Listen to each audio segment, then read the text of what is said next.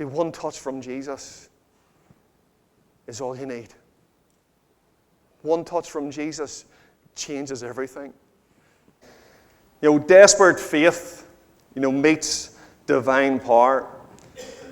There are moments in life when pain lasts too long, when prayers seem unanswered, when life seems desperate. There are moments when sermons no longer cut it, when good advice won't fix it, when you don't need another explanation, you need an encounter.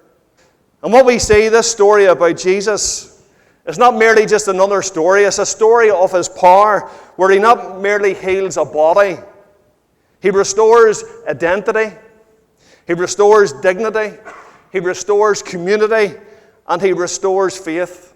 This story, which we have read, is about a woman who has an issue of blood for 12 years. And it's a story about a Saviour whose power has been flowing before the beginning of time. But in the midst of this story, there is a prophetic message, a fulfillment of ancient prophecy from the book of Malachi, chapter 4 and verses 2. And this is what it says: "But for you who fear my name, the Son of Righteousness shall come with healing in his wings." You see, the word translated wings in the Hebrew is the word kanap. Hopefully I'm saying that right. Which can mean wing, edge, corner, or the hem of a garment. That detail matters this morning because in Mark 5, what we see is a woman approaching Jesus, and she reaches out by faith to touch the hem of Jesus' garment, believing that she would receive healing. And Mark introduces us to a woman who appears in a crowd, a woman who is unnamed, a woman who is unnoticed, a woman who is ceremonially unclean, and a woman who is completely socially isolated. She has suffered for 12 years with continuous bleeding, and according to the Jewish law in Leviticus 15, her condition makes her unclean, and anyone who touches her is made unclean also. And over the years, she has likely have lost her money, she has lost her reputation, she has lost her community, and she has lost the ability that we have here today to worship publicly in God's house. And we could say with confidence that she was physically exhausted, emotionally worn down, and spiritually marginalized. And yet there is one thing about this woman.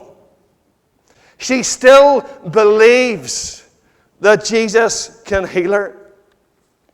As I said, faith is the connection point to Jesus. Faith is the connection point to believe that he is our Savior, he is our healer, he is our baptizer, and he is our coming King. And you see, for 12 years, within this woman's community, she's been invisible, but now she is seen by the Master. For 12 years, she's been silenced, but now her voice is being articulated before the Master and those standing around her. For 12 years, she's been called unclean. But now Jesus calls her something, just one simple word that changes absolutely everything in her life. In verse 34, Jesus looks at her with love, her lying on the ground, trembling with fear, with trepidation, broken. Jesus looks at her with love. And I love these words as the Savior stares into her eyes. He calls her daughter. That word matters. Why?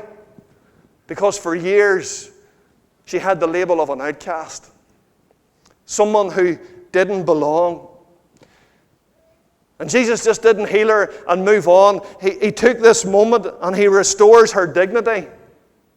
He restores her place within the community. He restores her relationship with God. He gives her belonging by calling her daughter. Physically healed and emotionally and spiritually healed. You see, many people today want Jesus just to fix a problem, but not really address the pain that lies underneath.